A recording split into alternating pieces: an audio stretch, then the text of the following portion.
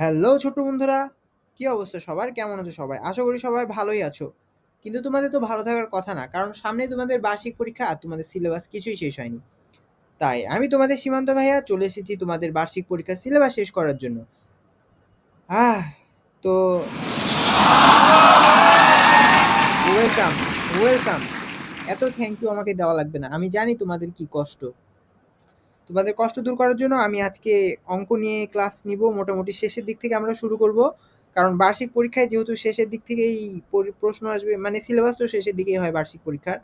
তো চলো আমরা দেরি না করে শুরু করে ফেলি।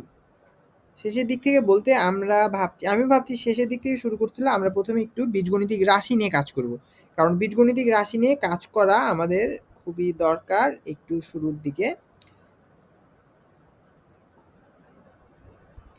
তো ঠিক আছে, কোনো সমস্যা নাই, আসো আমরা শুরু করি। তোমাদেরকে প্রথমে জানতে হবে যে তোমাদের কি পড়তে হবে। তোমাদের কি পড়তে হবে এটা জানলে তোমাদের বাকিটা খুবই সহজ হবে। আমাদেরকে জানতে হবে যে আমরা কি পড়ব। আমাদের সবচেয়ে ইম্পর্টেন্ট জিনিস হচ্ছে আমাদের উদাহরণের অঙ্ক। হ্যাঁ, আমরা উদাহরণের অঙ্কগুলা সব ভালো মতো দেখব আর পড়ব। তো এখানে উদাহরণের অঙ্কগুলাতে কি আছে এগুলো আমি অনুশীলনীতে যে ব্যাখ্যা করছি। তোমাদের মাস্ট মাস্ট মাস্ট, আমি বারবার বলছি মাস্ট, এইখান থেকে প্রশ্ন কমন পেয়ে যাবা।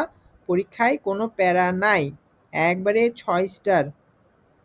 তোমরা উদাহরণের অঙ্কগুলা দেখবা। উদাহরণ ১, ২, তারপরে ৩, ৪, ৫, এগুলা সব আমি অনুশীলনীতে যেয়ে ক্লিয়ার করছি টপিকগুলা, সমস্যা নাই। উদাহরণ ৬ আমি দাগায় দিচ্ছি, তোমরা কিন্তু অবশ্যই দেখবা।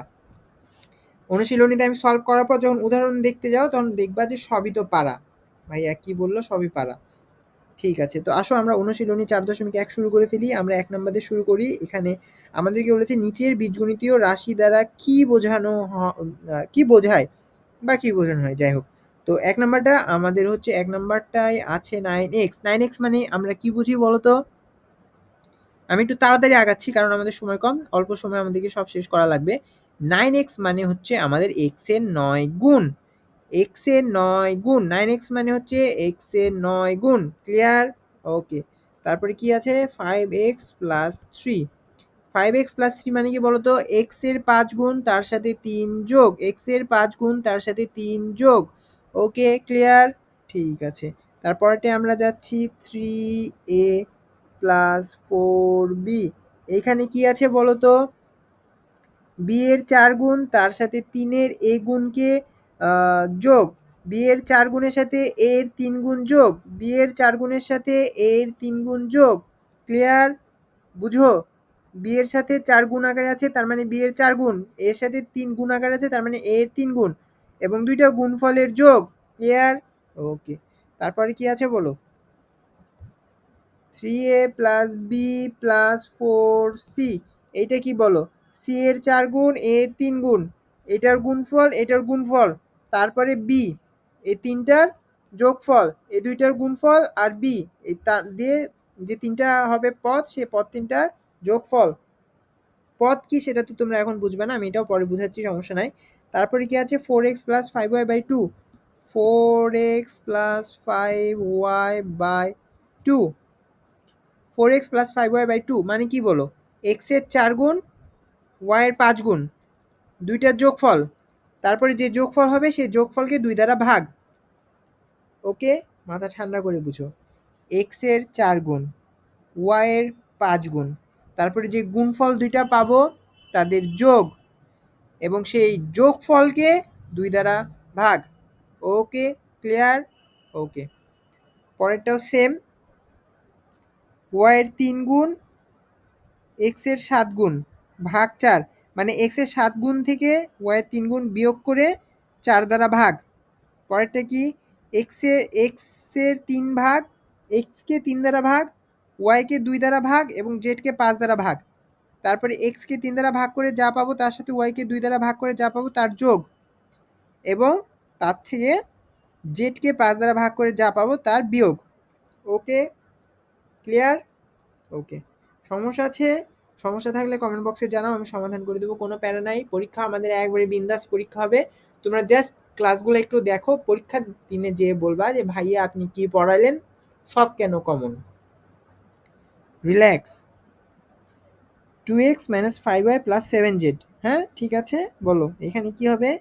x এর 2 গুণ থেকে 5 এর y এর 5 গুণ বিয়োগ এবং z এর 7 গুণ যোগ। ক্লিয়ার? এগুলা কিন্তু খুবই সহজ, এগুলা বারবার বলার কিচ্ছু নাই, দেখলেই বোঝা যায়। যোগ বিয়োগ তো তোমরা বুঝছই। এইটা কি বলো? এক্স ওয়াই এবং জেড এর যোগফলকে 2/3 দ্বারা গুণ। শেষ। তারপরে কি আছে? যোগ বিয়োগ গুণ ভাগ চিহ্নের সাহায্যে লেখো। যোগ বিয়োগ গুণ ভাগ সাহায্যে চিহ্ন লেখো। এক্স এর 4 গুণের সাথে ওয়াই এর 5 গুণ যোগ। লিখি আসো। এক্স এর 4 গুণের সাথে ওয়াই এর 5 গুণ যোগ। ঢুকেছে মাথায়? অবশ্যই ঢুকবে, খুবই সহজ। আমরা পরেরটা দেখি। এ এর দ্বিগুণ থেকে বি বিয়োগ, থেকে বি বিয়োগ। শেষ। Okay, clear? Okay, all clear, head and shoulder? সমস্যা নাই, সমস্যা থাকলে কমেন্ট বক্সে জানাও। একটি সংখ্যা 3 গুণের সাথে অপর একটি সংখ্যার দ্বিগুণ যোগ। একটি সংখ্যার 3 গুণের সাথে অপর একটি সংখ্যার দ্বিগুণ যোগ। এই একটি সংখ্যার এবং অপর একটি সংখ্যা তোমরা ভুল করবা পরীক্ষার খাতায়, আমি জানি। আসো আরো ভালোভাবে বুঝাই। থামো, এটা একটু মিছিয়ে ফেলি। ভুল করার আগে আমি ক্লিয়ার করে দিচ্ছি, তাহলে তোমাদের আর ভুলটা হবে না। আমি চাই না তোমাদের পরীক্ষার খাতায় কোনো রকম ভুল হোক। হ্যাঁ, আসো আসো আসো, কই তোমরা সবাই? ওকে, কি আছে? একটি সংখ্যার, এই তো পেজ চেঞ্জ হয়ে যাচ্ছে বারবার। একটি সংখ্যা 3 গুণের সাথে অপর একটি সংখ্যার দ্বিগুণ যোগ। আমরা ধরে নিচ্ছি একটি সংখ্যা x এবং অপর একটি সংখ্যা y। আমরা যা ইচ্ছা ধরতে পারি। আমরা যদি একটি সংখ্যা a ধরি, অপর একটি সংখ্যা ধরবো b। ওকে, কোনো সমস্যা নেই। তাহলে একটি সংখ্যার 3 গুণের সাথে অপর একটি সংখ্যার দ্বিগুণ যোগ। ক্লিয়ার? একটি সংখ্যার 3 গুণের সাথে অপর একটি সংখ্যার দ্বিগুণ যোগ। হ্যাঁ, ঠিক আছে। তাহলে চলো নেক্সট পেজে যাই। এখানেও এগুলো সেম, পারবা তোমরা, খুবই সহজ। তো এটা দেখি একটু। একটি সংখ্যার 4 গুণ থেকে অপর একটি সংখ্যার 3 গুণ বিয়োগ। একটি সংখ্যার 4 গুণ থেকে অপর একটি সংখ্যার 3 গুণ বিয়োগ। ওকে, তারপরটা কি আছে? এ থেকে বি বিয়োগফল, এ থেকে বি এর বিয়োগফলকে এ ও বি এর যোগফল দ্বারা ভাগ। ওকে, এইটা। তারপরেরটা দেখো, এক্স কে ওয়াই দ্বারা ভাগ করে ভাগফলের সাথে 5 যোগ। এক্স কে ওয়াই দ্বারা ভাগ করে ভাগফলের সাথে 5 যোগ। ক্লিয়ার? ওকে। তারপরে কি আছে? 2 কে এক্স দ্বারা, 5 কে ওয়াই দ্বারা, 3 কে জেড দ্বারা ভাগ করে প্রাপ্ত ভাগফলগুলোর যোগ। 2 কে এক্স দ্বারা, 5 কে ওয়াই দ্বারা এবং 3 কে জেড দ্বারা ভাগ করে ভাগফলগুলোর যোগ। ওকে, খুবই সহজ। এগুলো এগুলো পারবা। এগুলো যদি না পারো তাহলে ক্লাসটা বন্ধ করো, রান্নাঘরে যেয়ে বাদাম খেয়ে আসো। ঠিক আছে, কোনো সমস্যা নেই, আমি আছি এখানেই। তুমি যাও, যে বাদাম খেয়ে আসো। এ কে বি দ্বারা ভাগ করে ভাগফলের সাথে 3 যোগ। এ কে বি দ্বারা ভাগ করে ভাগফলের সাথে 3 যোগ। তোমরা কি ভয় পাচ্ছ নাকি? ভয়ের কিছু নাই ভাইয়া, আমি যখন আছি তোমাদের সাথে। তোমাদের পরীক্ষা হবে একদম হাই ক্লাস। আমাদের টার্গেট কি বলো তো? আমাদের টার্গেট হচ্ছে 85 থেকে 95 এর মধ্যে অ্যান্সার করা। হ্যাঁ, যারা টপার তারা অ্যান্সার করবে 100। ওরা সারাদিন পরে, সারা রাত পরে, সারা সপ্তাহ পরে, সারা বছর পরে, ওরা পেয়ে যাক 95% প্লাস, আমাদের দরকার নেই। আমরা পরীক্ষার আগের দিন পরে 85 থেকে 95 এর মধ্যে অ্যান্সার করব এবং আমরা ইনশাল্লাহ মার্কও পাবো। তাহলে আগে থাকলো কে? অবশ্যই আমরা। যেহেতু আমরা ব্যাক বেঞ্চার্স এবং তোমরা এসেছো ব্যাক বেঞ্চার্স ক্লাসরুমে ক্লাস করতে, মানে তোমরাও ব্যাক বেঞ্চার্স, তো চিন্তার কোনো কারণ নাই। সীমান্ত ভাই আছে তোমাদের সাথে, পরীক্ষায় ভালো হবে নিশ্চিন্তে। তো কোথায় ছিলাম? একে একে বি দ্বারা ভাগ করে ওটা বললাম। এবার পি কে কিউ দ্বারা গুণ করে গুণফলের সাথে আর যোগ, পি কে কিউ দ্বারা গুণ করে গুণফলের সাথে আর যোগ, শেষ। তারপরে কি আছে, এক্স কে ওয়াই দ্বারা গুণ করে প্রাপ্ত গুণফলের সাথে থেকে 7 বিয়োগ, এক্স কে ওয়াই দ্বারা গুণ করে প্রাপ্ত গুণফল থেকে 7 বিয়োগ। তোমরা যদি এগুলো না পারো, তোমরা প্রশ্নটা বারবার পড়বা, বারবার পড়বা। এগুলো কিন্তু খুবই সহজ, কঠিন কিচ্ছু নাই, কিচ্ছু নাই কঠিন। আমি একটু তাড়াতাড়ি আগাচ্ছি কারণ এগুলো শেষ করলে বাকি চ্যাপ্টারগুলো একটু বেশি সময় দিতে পারবো। তো মিশিয়ে ফেলছি, কোনো সমস্যা নাই ভাইয়া, রিল্যাক্স। তুমি জাস্ট মাথা ঠান্ডা করে একটু দেখো, আশা করছি খুবই ভালো তোমার হবে।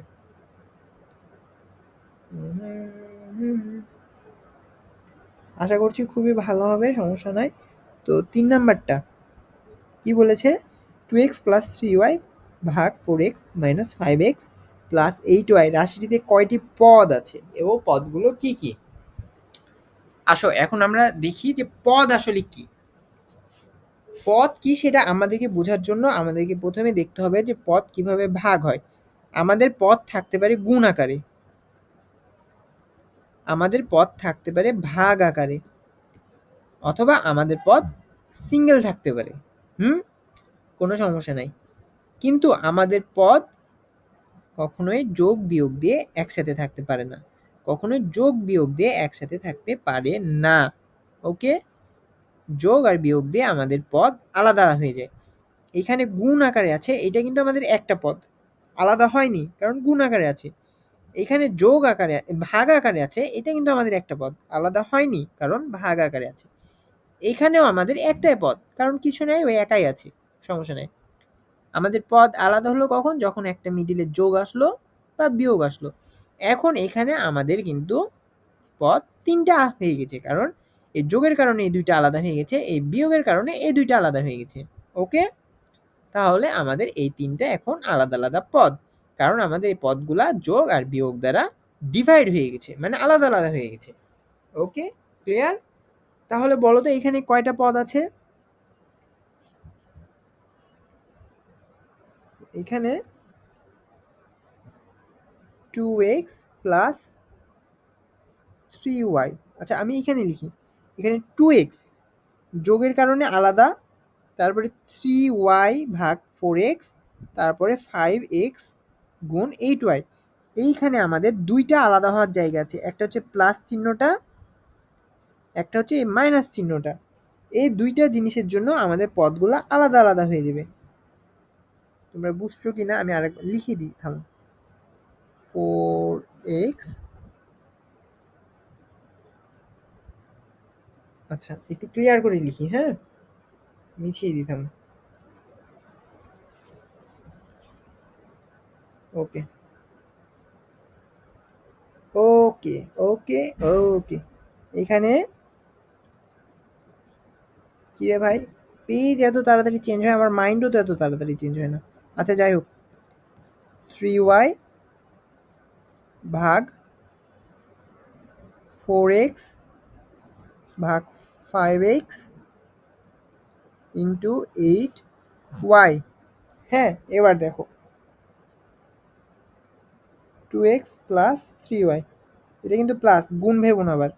2x একটা পদ, প্লাসের কারণে এইটা আলাদা হয়ে গেছে, ভাগের কারণে কিন্তু আলাদা হয়নি, পুরাটা কিন্তু একটা পদ। মাইনাসের কারণে আবার এইটা আলাদা হয়ে গেছে, গুণের কারণে কিন্তু আবার এই 2টা আলাদা হয়নি, 2টা মিলে একটা পদ। ওকে, তাহলে আমাদের এখানে পদ আছে 3টা, এবং পদগুলা কি কি আশা করছি তোমরা বুঝে গেছো। একটা হচ্ছে 2x, একটা হচ্ছে 3y ভাগ 4x, একটা হচ্ছে 5x ইন্টু 8y। ওকে, ক্লিয়ার।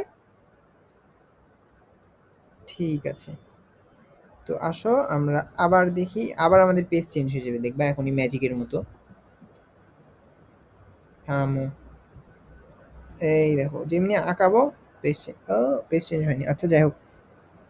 রাশির পদ সংখ্যা নির্ণয় করো। হ্যাঁ, বলো তো রাশির পদ সংখ্যা কি করে নির্ণয় করব। উপরে তো আমরা বুঝে গেছি পদ কিভাবে হয়, পদ কতগুলো কি কি, এটা তোমাদের একাই পারা উচিত। বলো এইখানে পদ কি।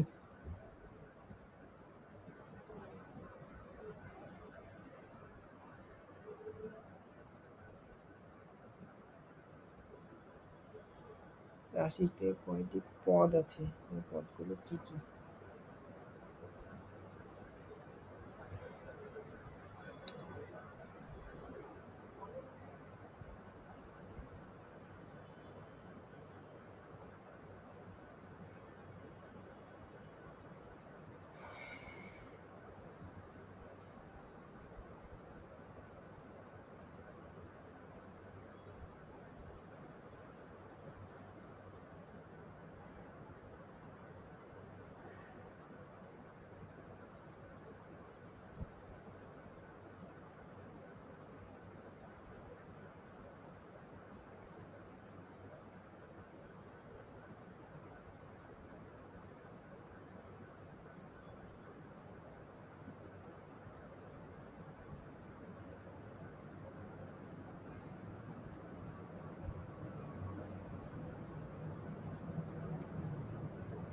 আচ্ছা, বলো দেখি পদগুলো কি কি?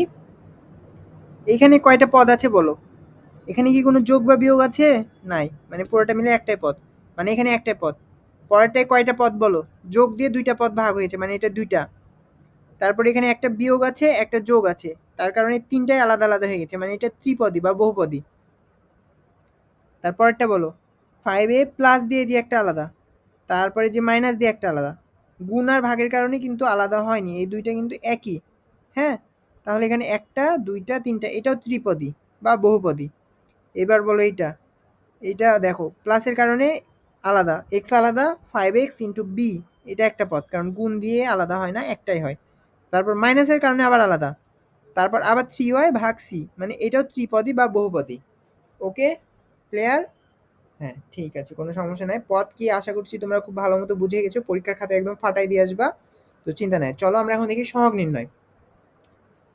তো বলো প্রত্যেকটির জন্য সহগ নির্ণয়। সহগ কি? 6b। এখানে যে অক্ষরটা আছে না, এই অক্ষরের সাথে যে সংখ্যা আছে সেই সংখ্যাটাই হচ্ছে আমাদের সহগ। ওকে, ক্লিয়ার? তাহলে বি এর সহগ হচ্ছে 6। এইবার বলো দেখি এক্স ওয়াই সহগ কি? এক্স এর সামনে তো কিছুই নাই, বলতে পারো ভাইয়া সহগ নাই, জিরো। না, কিছু নাই মানে সামনে 1 আছে, তার মানে এর সহগ হচ্ছে 1। ওকে, যদি এটা মাইনাস এক্স ওয়াই হতো তাহলে কি হতো বলো তো? বলো তো বলো তো, তাহলে এটা হতো -1। ওকে, ক্লিয়ার? ওকে, 7ab, মানে ab এর সহগ হচ্ছে, মানে ab এর সহগ হচ্ছে 7। তারপরে এটা কি বলো, x এর সহগ হচ্ছে 2, ab এর সহগ হচ্ছে 5। এটা কি বলো, x y z এর সহগ হচ্ছে -1/2। এটা কি বলো, z এর সহগ হচ্ছে -4, y এর সহগ হচ্ছে 14। এইটা কি বলো, y এর সহগ হচ্ছে 8, x এর সহগ হচ্ছে 2। ওকে, ক্লিয়ার? এবার এটা দেখো, x এর আক্ষরিক সহগ। এবার বলো ভাইয়া সাংখ্যিক সহগ, এটা তো সংখ্যা, বুঝলাম যে সংখ্যা হলে সহগ, সামনে যদি অক্ষর থাকে তাহলে কি? সামনে অক্ষর থাকলে ভাইয়া ওইটা হয়ে যাবে আক্ষরিক সহগ। বি এর আক্ষরিক সহগ হচ্ছে এ। ওকে, ডান। মানে এখানে কি বলতো, এক্স এর আক্ষরিক সহগ হচ্ছে এ। তাহলে এটা কি হবে আবার, এক্স এর আক্ষরিক সহগ এ, এক্স এর আক্ষরিক সহগ এ, জেড এর আক্ষরিক সহগ বি, এবং এইখানে কি বলতো, এক্স ওয়াই এর আক্ষরিক সহগ হচ্ছে পি। ওকে, ডান। তো আমরা সাংখ্যিক সহগ, আক্ষরিক সহগ কি বুঝে গেছি, আমরা পদ সংখ্যা কি বুঝে গেছি, আমাদের রাশিতে কয়টা পদ সংখ্যা থাকবে সেগুলো কিভাবে নির্ণয় করব বুঝে গেছি, আমরা এগুলার মান বের করা বুঝে গেছি। হ্যাঁ, পূর্ববর্তী পেজের আমরা রাশি দ্বারা কি বোঝায় এগুলো আমরা বলতে পারবো। ঠিক আছে, আমরা এগুলো সব শিখে গেছি এবং আমাদের ক্লিয়ার হয়ে গেছে। আমি আশা করছি যে তোমরা এগুলো পরীক্ষায় সব পারবা, এগুলা না পারার কিছুই নাই, খুবই সহজ। তো আসো এখন আমরা একটু অঙ্ক দেখি, 6 নাম্বার 7 নাম্বার। হ্যাঁ, তো আমরা একটু মিছিয়ে নিই।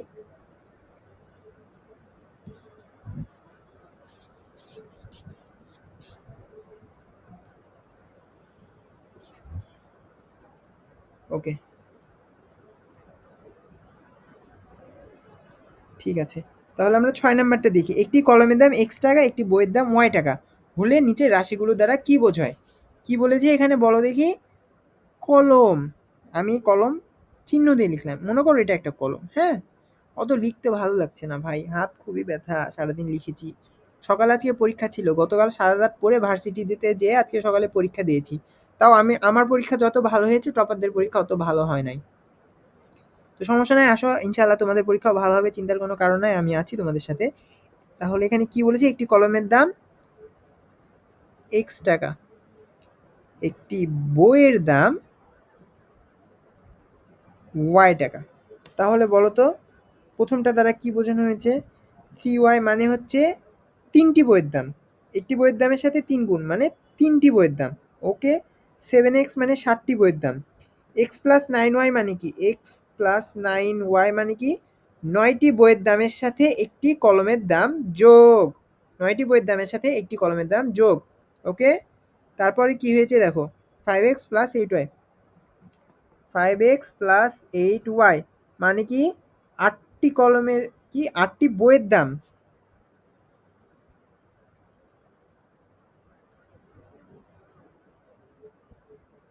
নয়টি বইয়ের দাম। আমি কি বলি? আমি কি কোনো ভুল বলেছি?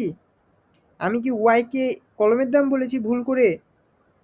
ওয়াই কিন্তু এইখানে ওয়াই হচ্ছে বইয়ের দাম, মানে 9টি বইয়ের দাম, 9টি বইয়ের দামের সাথে একটি কলমের দাম যোগ। হ্যাঁ, তোমরা কিন্তু কোনো ভুল করবা না, এগুলো সুন্দরভাবে লিখে মনে রাখবা। ওকে। তাহলে আমাদের এইটা কি হচ্ছে? 8y না? 8y।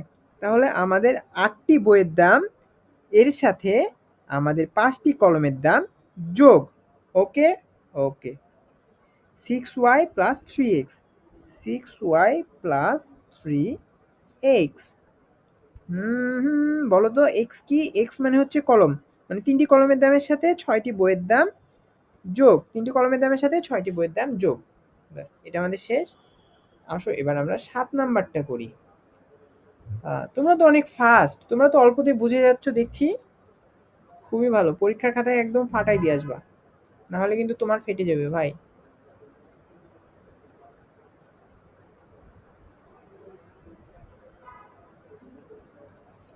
ঠিক আছে, তাহলে আসো আমরা এবার 7 নাম্বারটা করি। একটি কলমের দাম এক্স, একটি খাতার দাম এক্স টাকা। লিখি না হলে ভুল হচ্ছে। খাতা এক্স টাকা, পেন্সিল